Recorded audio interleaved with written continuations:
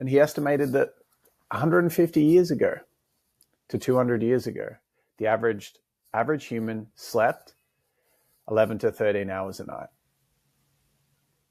And now the recommended sleep amount is 7 to 9. And the actual stats say something different.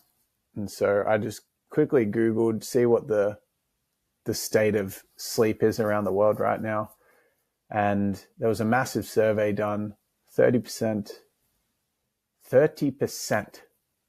of people have been reportedly diagnosed with a sleep disorder. 50 to 70 million adults in the US, 50 to 70 million adults in the US are affected by a sleep disorder. And that is just wild.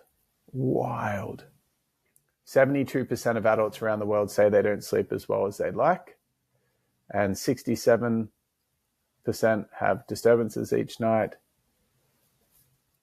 80% of people want to improve their sleep. And that's just shocking.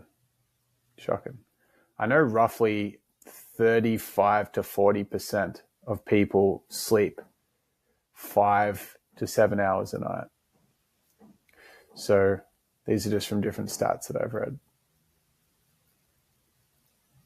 So that's problematic. That's not enough rest.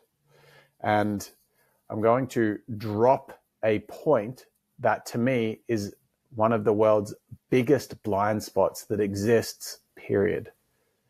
And that is that the average person wakes up to an alarm. It's just commonplace for people, the idea of snoozing an alarm. It's just commonplace. Yep, snooze an alarm. It's just normal. It's just what people do. And think about it this way. If you went to sleep on a holiday and then you don't have an alarm and you wake up, however long you sleep for is the time needed for your body and mind to recover. If there is a alarm that intervenes that time required for recovery, you're simply not fully recovered. Which means that your body is just now in deficit. And people do that every single day. And so they wake up from the alarm, they're like, oh, got to get out of bed, I'm exhausted. They get up and they're feeling a bit zombie-like, have a coffee to try to synthetically boost what's going on, to inhibit the receptors that tell us that we're tired, and then survive on false energy, not being fully recovered. The first half of each night, when we're asleep, our body is working on recovering our brain. And what happens is our entire body from the head down has the lymph drainage system, which is a set of tubes that run parallel to our vascular system. And it essentially pulls toxins from the bloodstream, pumps it around, and then disposes of it using various strategies. But it's constantly disposing of the waste throughout the body. Whereas in the actual brain, there's the cerebral fluid, the spinal fluid that sits up in the brain. All that fluid that exists in there, because there is no lymph drainage system in the brain, there's just this cerebral fluid. And the waste that is produced from the energy that is burned in the brain, which as we know is a lot. It's like one of the biggest uses of calories in our whole body is the mind working on a daily basis, which is why it can be more tiring to work on a laptop doing strategic thinking than it can be to do heavy labor. It can be more tiring because we burn so many calories using our brain. And during those chemical processes of energy extraction, there's waste that then is produced and it just sits in the cerebral fluid. And so we've got all this waste in our mind that we collect throughout the day. If you don't get a good night's sleep or you go to bed too late and you wake up feeling really groggy the next day, kind of like a mini hangover, that's because the the waste in the brain wasn't disposed of, because that only drains at night, in that first half of the night. And so if there isn't enough sleep, particularly in the first half of the night, then that waste isn't being drained. It's all clogged up in there in the brain, and we feel groggy in the morning. So that's half the equation. Well, not exactly half, but that's just roughly the mind and the body are the two areas that are being recovered in the night.